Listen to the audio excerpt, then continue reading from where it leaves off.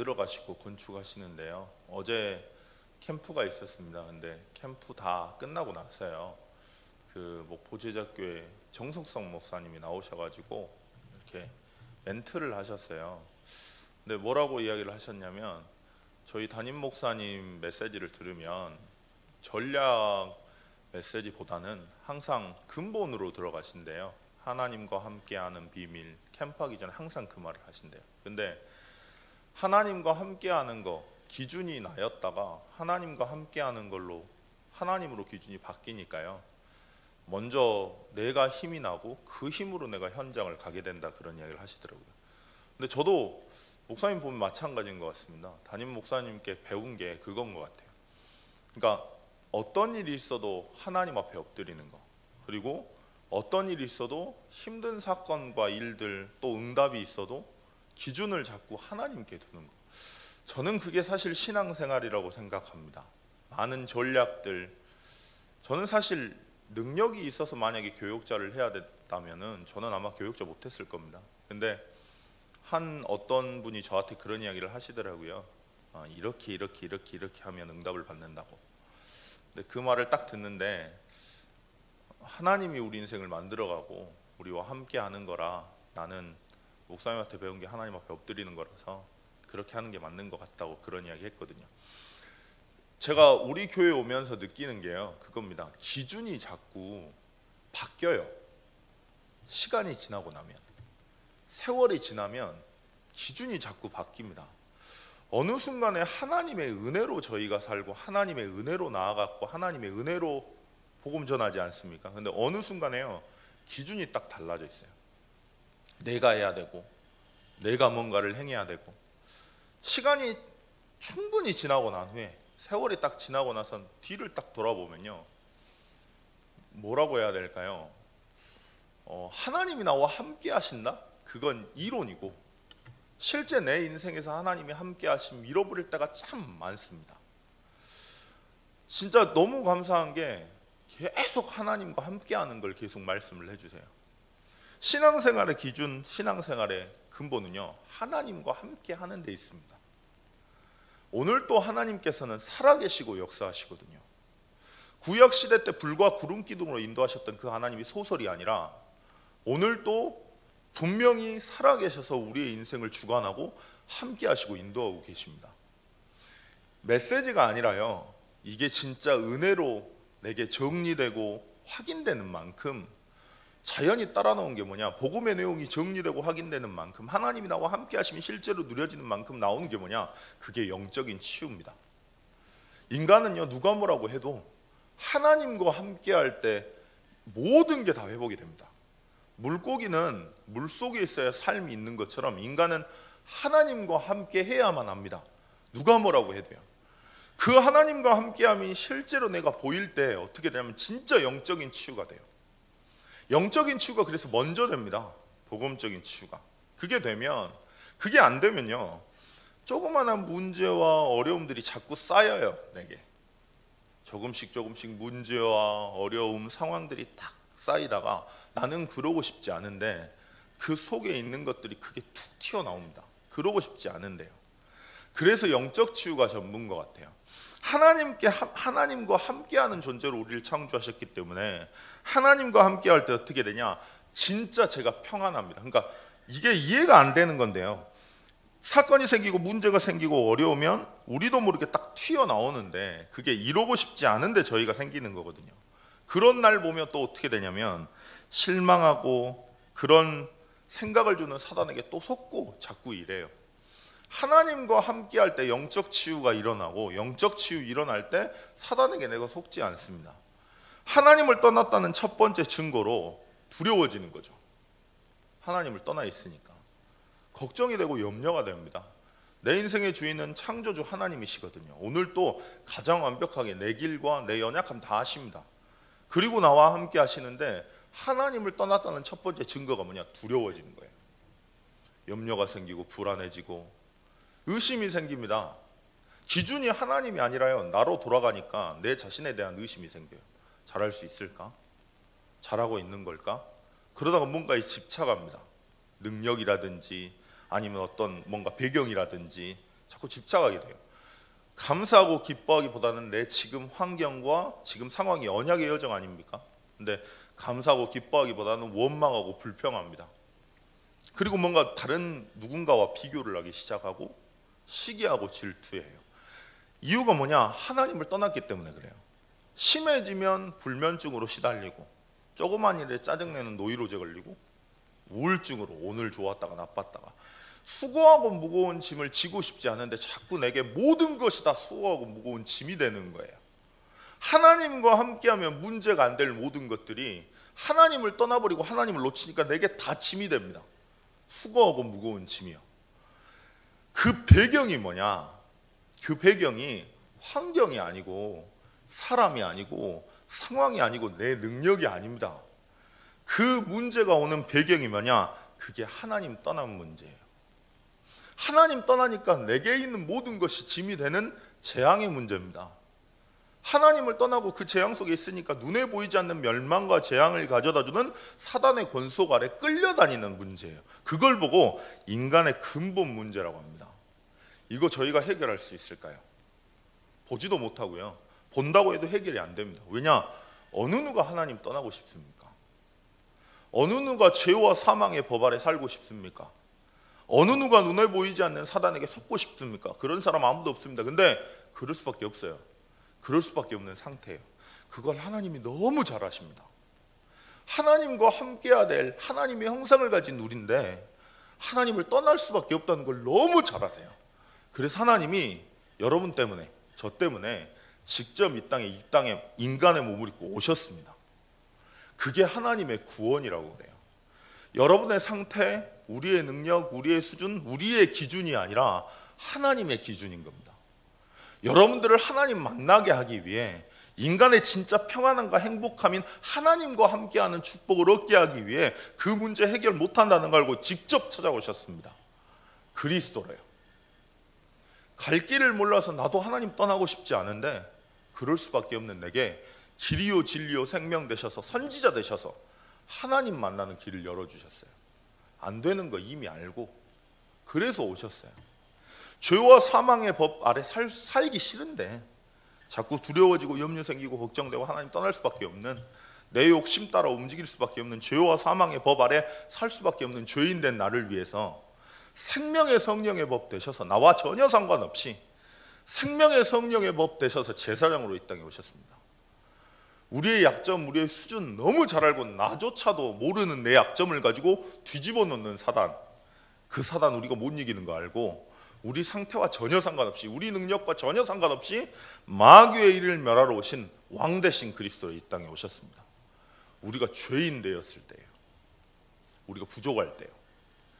탕자의 비유를 보면 부모님의 재산을 가져다가 그 재산을 가지고 사업을 하다가 막 살아요.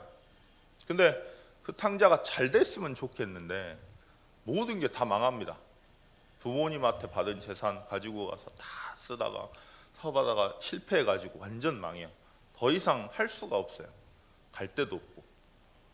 그래서 겨우 생각하다가 아버지가 기억납니다. 그래서 그 집으로 가는 거예요. 발걸음이 어떨까요?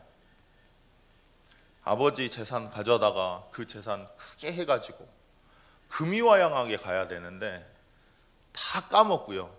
내게 주신 은혜 다 놓치고 내게 주신 축복 다 놓치고 너무 낙심되는 거예요. 근데 어쩔 수가 없어요. 아버지 아니면 나는 안 되니까. 그 마음으로 터덜터덜 갑니다. 아버지 만나면 어떻게 말해야 되지? 죄송하다 말해야 되나? 어떻게 용서를 빌어야 되지? 그런 생각 가지고 오는데요. 죄인인데 그렇게 오는데 아버지가 탕자 돌아온다는 소리만 듣고 버선발로 쫓아가요. 안아줘요. 왜 이제 왔냐고. 그게 하나님의 구원입니다. 여러분의 능력, 여러분의 수준 전혀 상관없어요. 하나님이 기다리고 계십니다. 오늘 안 되는 나 인정하고 진짜 그리스도 붙잡도록. 그래서 버선발로 기다리고 계십니다. 그게 하나님의 구원입니다. 우리가 연약할 때, 죄인 되었을 때 이미 오셨고 이미 완성하셨어요. 우리의 약함, 우리의 부족함, 우리의 연약함, 우리의 실수, 우리의 죄성 모든 걸 하시고 십자가에 죽으시고 부활하셔서 완전히 도말하셨습니다. 그 그리스도께서 우리와 함께 하시고 우리를 하나님의 자녀 삼아 주셨습니다. 우리의 능력 때문이 아니고요, 우리를 너무 사랑하셔서요. 그게 하나님의 은혜입니다. 그게 하나님의 은혜입니다. 우리의 능력으로 하는 게 아니라, 우리의 수준으로 우리가 뭔가를 해서가 아니라, 그게 하나님 은혜예요.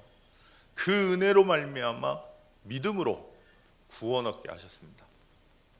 연약한 저인 줄 알고, 부족하고 실수 많은 우리 인간인 줄 알고, 영적 문제 많은 인간인 줄 알고 우리와 함께 하신대요. 얼마나 사랑하시면 그럴까요? 우리 자신이 우리를 사랑하지 못하는 건 아닐까요? 제가 자존감이 되게 낮아요. 근데 주목님이 그걸 보고 이제 무슨 영상을 주셨어요. 너는 특별해? 애들 구연 동화 같은 거예요. 근데 자존감 낮으신 분은 한번 봐보세요. 근데 거기에 뭐 펀치멜로인가? 그 사람이 있는데, 그 뭐 목각 인형인가 봐요. 근데 그 나무 목각 인형 마을에는 잘하면은 무슨 별표 스티커를 주고요, 잘 실수하면은 이렇게 시커먼 딱지 벌점을 준답니다. 근데 펀치멜로가 너무 실수가 많으니까 벌점 투성이에요. 사람들이 늘 펀치멜로 보면 막 손가락질해요. 근데 그 목각 인형을 만든 사람이 뭐 엘리라고 하는 사람이 저기 있는 거죠. 근데 목각 인형들이니까 엘리는 무서운 사람인 줄 알아요. 톱도 가지고 있고 막 공구도 가지고 있고 하니까. 근데 누군지 모르겠는데 이름이 기억이 안 나는데, 어떤 친구는 이게 없어요. 벌점도 없고 그리고 상점도 없고 붙지도 않아요, 이게. 근데 이 친구는 항상 엘리를 만나는 친구인 거예요. 이름이 기억이 안 납니다. 근데 그걸 보고 펀치멜로가 진짜 완전히 낙심이 돼 있는 거죠. 그리고 또 내가 꼴등인가 막 이러고 있는데, 그 친구를 보니까 그 친구가 이제 엘리 만나면 된다고 그래요. 그러니까 엘리는 무서운 데라 가면 안 된다고, 못 간다고 그러는데, 결국 이제 너무 힘드니까 찾아가요. 그랬더니 엘리가 하는 말이, 내가 목각 인형 니들을 다 만들었다고, 너는 네 자체로 존귀하다고, 내가 너를 사랑한다고, 내가 너를 사랑한다고, 넌 특별한 사람이라고. 그게 하나님과 인간의 그거를 구현 동화로 만든 것 같아요. 근데 하나님은요, 우리를 그렇게 존귀하게 보십니다. 우리가 근데 그렇게 안 보는 거예요. 기준이 어디 있을까요? 하나님이 아닙니다. 세월이 지나고 우리가 뒤돌아보니까 기준이 우린 거예요. 하나님이 뭐라 말씀하셨냐? 내 안에 사신대요. 이런 부족하고 연약한 내게 내 안에 사신답니다. 내 인생의 주인 되셔서 내 일을 가장 정확하게 인도하신답니다. 어제 캠프 메시지에 바울이 아시아에 들어가려고 하는데 아시아가 막혀서 계속 돌다가 결국에 드로아라고 하는 지역을 갑니다. 근데 그때 환상 중에 마게도냐 사람이 나타나서 우리에게 오라 그래요. 근데 바울이 그때 인정했다고 목사님이 말씀하시더라고요. 마게도냐로 들어오기로 하나님의 계획이기로 인정했대요. 그래서 그때 그냥 그렇게 기도했습니다. 오늘 하나님, 혹시나 내가 현장 가서 다락방 문이 열리거나 영접하거나 하면 이건 진짜 제가 한 게 아니라 하나님이 하셨다고 인정한다고 진짜 그랬거든요. 캠프 때 그냥 영접하고 다락방이 열렸어요. 진짜 이건 하나님이 하셨다고 인정하고요. 가고 있는데 박승일 집사님한테 전화가 오신 거예요. 순천에서 이제 야쿠르트 그걸 하시지 않습니까? 근데 곡성에 분점을 하나 더 내려고 하는데 본부에서 요청을 해가지고 그 분점을 낼 수 있는, 운영할 수 있는 아주머니를 만나려고 하셨대요. 그래서 만났는데 좀 상태가 좀 많이, 가문 배경이 당산나무 밑에서 사시는데 막 교통사고 막 수십 번 나고 아들 돌아 있고 막 이렇대요. 그래가지고 같이 갈 수 있겠냐고 그러시는 거죠. 그래가지고 가다가 곡성에서 내려서 같이 갔는데 딱 들어가는 순간에 아들 2명이 다 정신이 돌아 있어요. 귀신 들려가지고. 그리고 뭐 어머니는 교통사고 나가지고 계시고 당산나무 바로 아래 집이 있고 막 당산제 같은 거 드리면 다 보고 계시고. 근데 딱 보는데 하나님이 인정했다고 하더니 이거 아닐까? 이런 생각이 들었습니다. 왜냐하면 제가 만약에 곡성 가라 그러면 요수에 있을 때 가겠습니까? 요수에 다락방 하는 것도 한 번씩 귀찮을 때가 너무 많은데. 근데 담양에서 가니까 오셔가지고 박승민 집사님, 또 너무 웃긴 게 우군이가 또 같이 갔어요. 우군이가 같이 캠프 가가지고 그 귀신 들어있는 애 2명 있으니까 같이 또 갔어요. 같이 가가지고 복음 딱 전하는데 아예 그냥 드러난 문제니까요. 드러나 있으니까 아예 그냥 복음이 막 되는 거예요. 그래가지고 아예 그냥 너무 막 받아들이시고, 그리고 우군이를 박승희 집사님이 이야기를 하셨나 봐요. 근데 이 친구가 바뀐 거 보고 또 감사하다고 그러시고, 옆에 있는 할머니는 계속 우시면서 막 감사하다고 막 이러세요. 돈을 2만 원을 주실라 하길래 그냥 할머니 교회 근처 교회에다가 헌금하시라고 그랬거든요. 그래서 아예 그냥 매주 그냥 다락방 들어가기로 아예 확정이 됐습니다. 그래가지고 거기에 계신 분들하고 같이 이제 예배 드리기로 했는데, 말씀을 듣고 갔지 않습니까? 그러니까 이게 인정이 되는 거예요. 박성희 집사님 이제 요수로 데려다 주시는데 좋으셨나 봐요. 막 이야기를 해주시는데 어떻게 이런 팀으로 이렇게 하나님이 묶어주시는지 모르겠다고. 그게 저희가 한 게 사실 아닌 것 같아요. 제가 하려고 할 때는 저 눌리기만 했거든요. 근데 기준이 어느 순간에 제가 돼 있는 겁니다. 제가 돼 있으니까 어떨까요? 두려운 거예요. 제가 돼 있으니까 현장에서 복음 전하는 것도 무서운 겁니다. 이 사람이 거절하면 어쩌지? 그건 내 알 바 아닌데 기준이 나니까요. 하나님이 기준으로 딱 바뀌니까 되든 안 되든 상관없는 거잖아요. 하나님이 하시니까. 근데 또 하나님이 하십니다. 그게 하나님 은혜인 것 같아요. 오늘 여러분들은 오늘 하루를 사실 때 나를 보고 어떻게 느끼시고 계십니까? 정말 하나님 자녀라고, 내 존재 자체가 빛이라고 진짜 그러고 계십니까? 아니면 저처럼 문제와 사건과 어려움 속에서 자꾸 갈등하고 계십니까? 문제의 원인은요, 하나님을 놓치는 데 있습니다. 인간의 근본은요, 하나님과 함께하는 데 있습니다. 오늘 그 축복을 꼭 회복하셨으면 좋겠습니다. 하나님과 함께할 때 이 땅이 줄 수 없는 평안함과 행복함, 실제의 비밀이, 실제의 치유의 비밀이 거기서부터 나오는 줄 믿습니다. 오늘 그 응답을 받는 시간 될 수 있도록 주님 역사해 달라고 기도하셨으면 좋겠습니다. 기도하실 텐데요, 지금 유럽 선교 놓고 기도하고 있습니다. 하나님, 유럽의 올바른 복음이 증거되는 시간이 될 수 있도록, 그리고 1차 합숙, 그리고 많은 훈련들 일정 위에 하나님의 은혜를 부어달라고. 담임 목사님 일정을 보시면 정말 바쁘세요. 그래서 진짜 영육간의 강건함 달라고. 저는 이렇게 흉내도 못 냅니다. 그래서 진짜 영육간의 강건함 달라고 기도해 주시면 감사하겠습니다. 연약한 성도님들, 문제 어려움 때문에 오히려 하나님의 은혜와 하나님이 함께 하심을 누리는 시간 될 수 있도록 주님 역사해 달라고 잠깐 기도하시겠습니다. 하나님